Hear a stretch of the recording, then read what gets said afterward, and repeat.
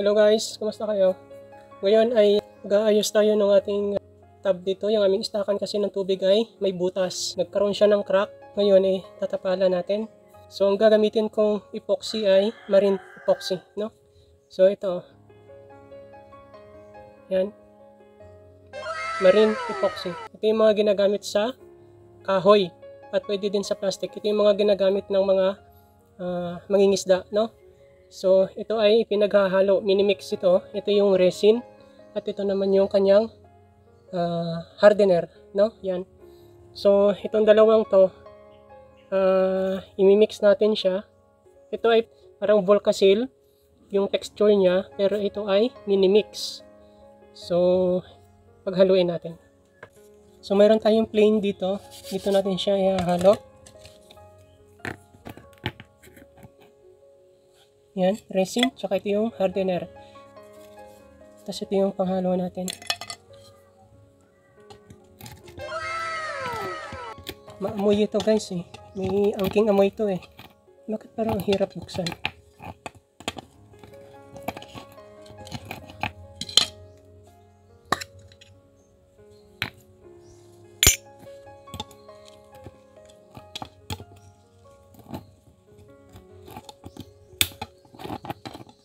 Tapos itong isa naman ay white. Ayan o. So yan. Tapos magni-mix lang tayo. Maglalagay lang tayo dito sa ating yung tansya lang na, kung tansya lang natin yung dami, yung paggagamitan natin. Ako kasi yung paggagamitan ko nito, yung tub dito, may crack, may butas. At yung container pa namin, meron din. So, yun yung paglalagyan natin.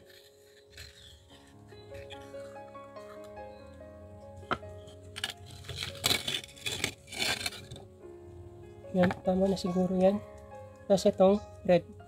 Ito yung resin.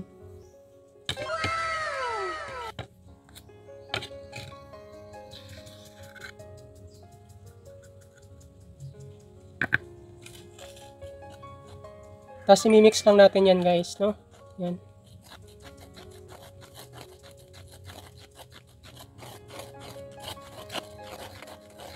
Pag yung tansya na natin na maayos na yung pagkahalo natin, yan,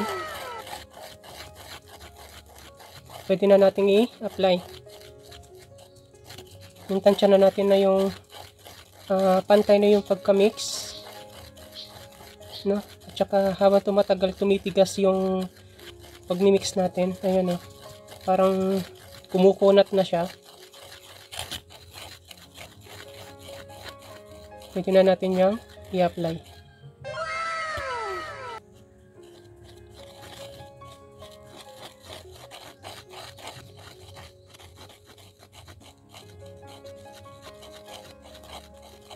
Ito yung mga ginagamit ng mga mangingisda. Normally, ito yon. Tapos, yung sa mga kasko, tsaka yung sa mga katig, ito yung mga ginagamit nila. Pang marine talaga to, pang mga maalat. So, dito sa atin, sa plastic, pwede din naman itong gamitin. Sa plastic, pwede rin siya. Pero ang number one use talaga nito is para sa kahoy. Yan.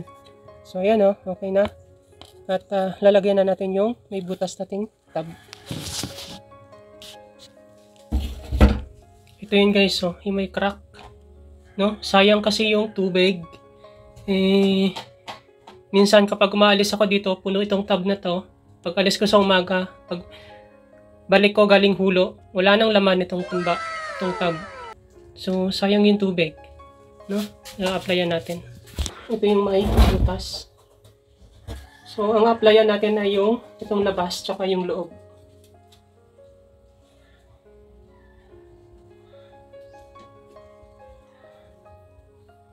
Uunahin ko muna ng lagay yung sa loob niya, hanggang dito sa labas.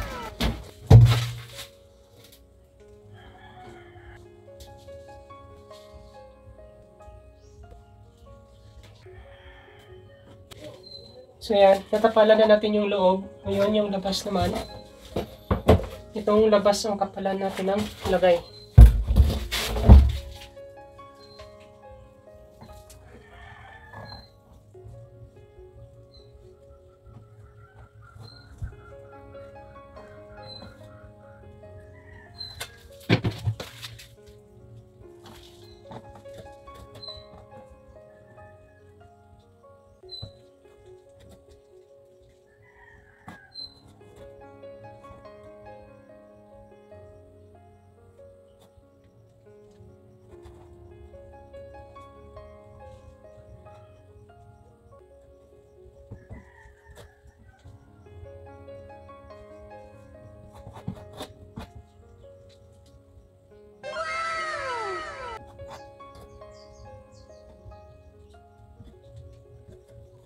Tapos meron din akong lalagyan ng mga container namin.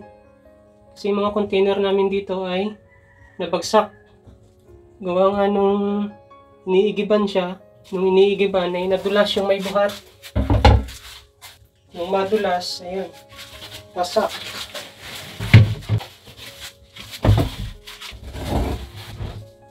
Tapos ito nagkaroon siya ng crack.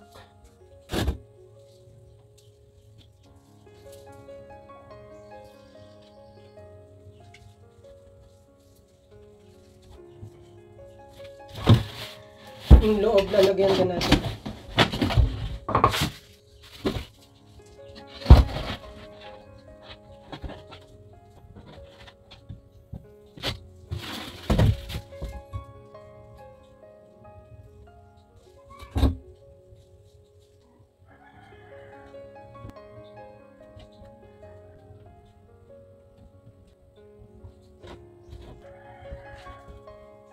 Yan, no? Ayos na. So, wait lang natin ha, madry. Tapos kung natira, dito na lang natin uubusin. Ay, shit. Dito na lang natin uubusin.